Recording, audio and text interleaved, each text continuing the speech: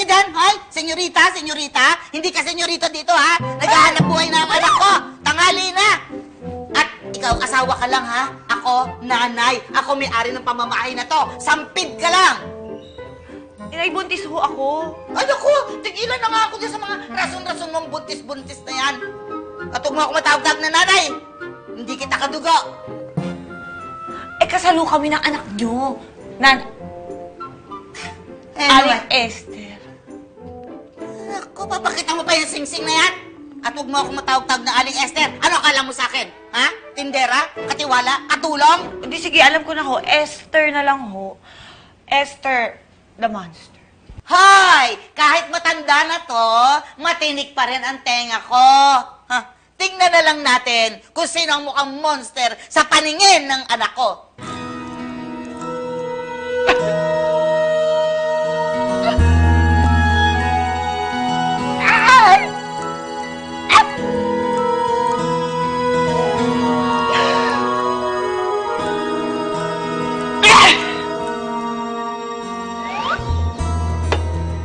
Heidi, makipulutan ka muna dito sa amin.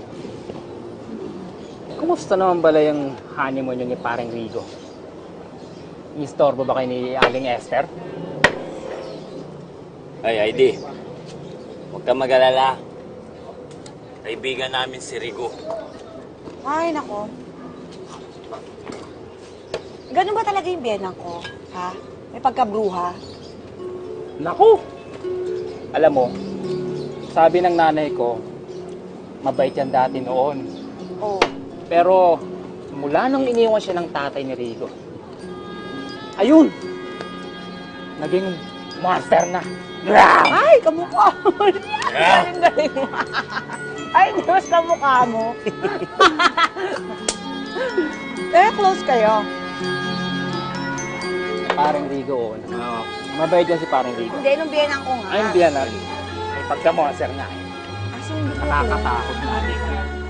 Date na dito kaya pala. Hindi mo ba yung pinatangay? Heidi, halika. Kain ka. Ay, nako. Palibasa, maghapon na yan sa labas. Nakikipagchismisan sa tindahan. At hindi lang yon, ikipaglandian pa sa mga lalaki sa labas. Hala? Hindi totoo yan. Hindi ko lang kasi matagalan. Ako na naman ang gagawin mong kontrabida sa anak ko.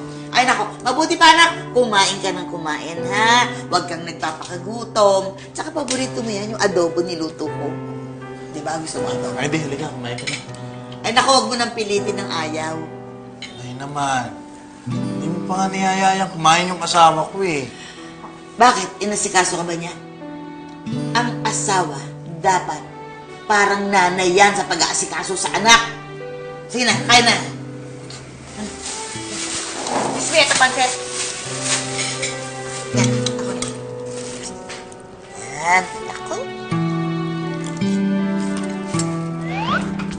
Hindi ko na kaya, Rigo. Pabalik na lang ako sa amin. Di ba nga tinakwil ka na nga ng pamilya mo simula na nabuntis kita?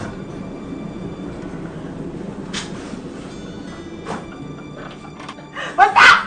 Basta kahit saan! Basta hindi sa impyerno to kasama ng demonyang nanay mo! O sige, teka muna. Relax ka lang. Relax ka lang. Sige, eto. Promise. Promise, aalis na tayo dito pagkapanganak mo. Eh, ngayon kasi medyo mahirap yung sitwasyon mo eh. Eh, paano kung may racket ako sino kasama mo sa bahay? Diba? Sige. Promise, ha? Saan ka pupunta?